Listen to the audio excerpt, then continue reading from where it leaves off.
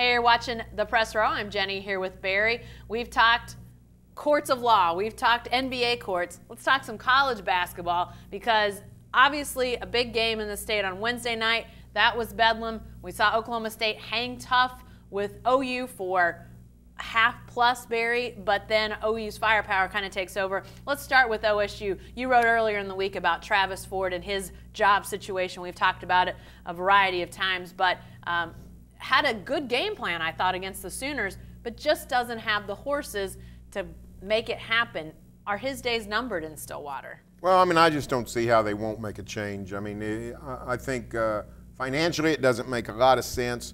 I think competitively it doesn't make a lot of sense.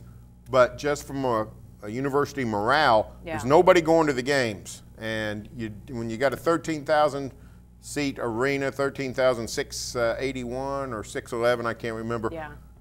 And there's 2,500 people in the stands or 4,000 people in the stands. You just can't have it. Yeah. I mean, you just got to do something, even if it's financially uncomfortable, even if it's competitive risk. And so I think the fans have spoken. Yeah. And my sense is that more and more the people in Stillwater, the people within the program, the people who love Travis Ford are starting to realize that, you know, the die has been cast. Yeah, and I agree with you. I mean, I think when you look at, you know, Phil Forte potentially coming back, Juwan Evans coming back, the guys that they have coming in their recruiting class, they may take some steps forward competitively with those guys. And if you fire Travis Ford, do you risk losing some of those guys? I think the answer is absolutely. You do run that risk, so maybe you take some steps back when it comes to talent. But I just don't – there's just such a lack of care anymore. I mean, people are still – they get angry at, I think, when they think about the overall state of the program, but emotionally being invested in, you know, wins and losses and the program in general, it's just – it's evaporated. There's just – people don't care. And when you get to that level – I think you have to make a move, but Barry, again, it goes back to a tough question. We've talked about this as well. It's a football school now. How much are you going to be paying every year for basketball coaches, coaching and not coaching your basketball team? That's a tough question that they're going to have to answer, and I don't know how they're going to answer it, but that seems like while you have to do something, that's the bottom line of it all. And are they willing to pull the trigger on that? I don't know. It's a big mess. However, every year that goes by with the fans in basic revolt, the money's not coming in much anyway on back. Right. In other words, they'll make up some of the financial loss if they get some of the season ticket holders back. True, so, true. you know, it's a financial mess. There's not any question about that.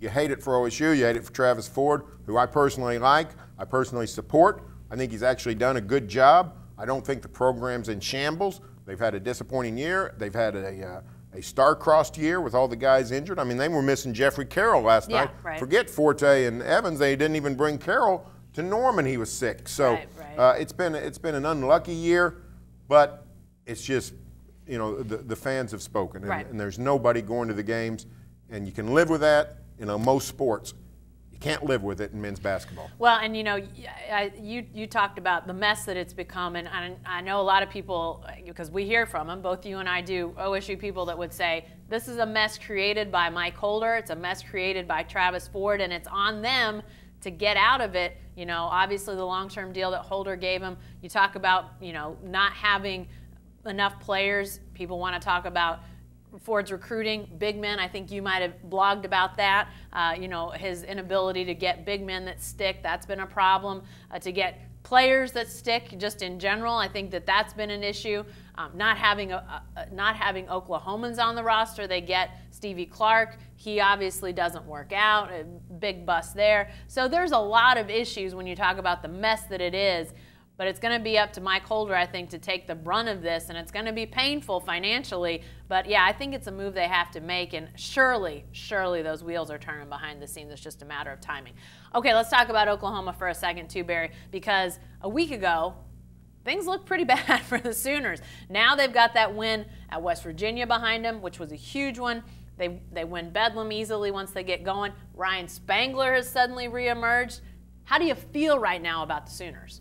You know what? I feel pretty good. Buddy Hield's not playing to the level he was earlier. Jordan Woodard not playing well.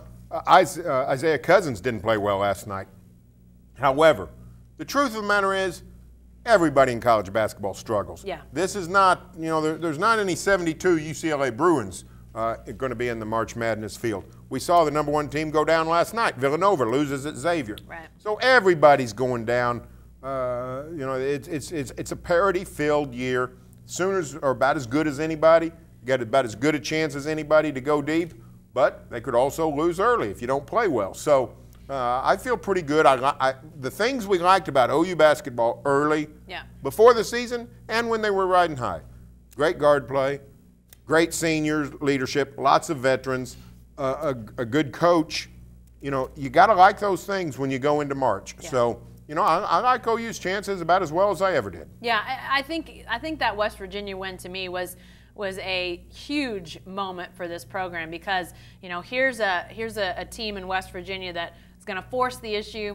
It's at West Virginia. It's going to be crazy. They did some things to even hype it up more. Jerry West was there. They honored some past players. I mean, they really built it to be a huge game. Great fans, tons of fans.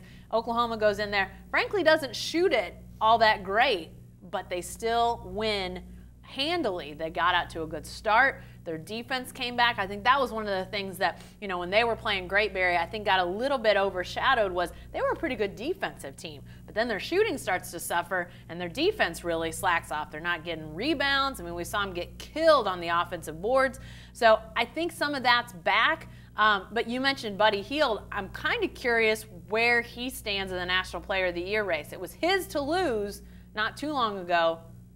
Has he lost it, or is it still his? I think it's still his. Yeah. His shooting percentage has gone down, but it was so outrageously high that it's still in great shape, and he's still producing the points, getting to the line, making foul shots. Came up big against West Virginia with a couple of key baskets.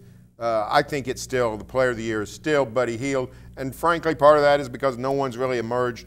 Not Valentine, not Ben Simmons, not whoever. I think Buddy Hield is going to be the Player of the Year. After the Texas Tech game, I think it was Fran Fraschilla, who loves Buddy Hield by all accounts, said something, I think, on Twitter about how he felt like now the Player of the Year race is Denzel Valentine. And that was after Buddy Hield had scored 24 against Kansas. Bill Self joking that, we held him to 24. So they didn't really feel like they did a fantastic job on Buddy Hield. He still scores over 20 points. That loss at Tech, obviously not a good performance there, but essentially Buddy Hield had like 2-ish bad games, 1.5 bad games. I mean, Denzel Valentine missed more games than that earlier in the year because of injury. So I think once people look at the body of work, it's going to be hard not to vote for Buddy Hield. Now, he's still got a chance to have some poor performances. Going to Texas this weekend is not going to be an easy game, so he needs to play well there. Down the stretch, Big 12 tournament. But, I think that he's going to continue to produce and have good enough games that, and he may have a huge game somewhere along the line too, Barry. That's entirely possible. But I think when people look at the entirety of the year, it's going to be hard not to vote for Buddy Hield. Just had a spectacular year. We'll find out more, obviously, in a few weeks. But I like his chances. I think he's had an amazing year. It's been a lot of fun to watch. People got one more chance to get a glimpse of him here at home and then in the Oklahoma City Regional likely. But definitely, if you haven't seen him live, go check him out. Worth your time. Be sure to stay with the best coverage team anywhere at newsok.com and every day in the Oklahoman.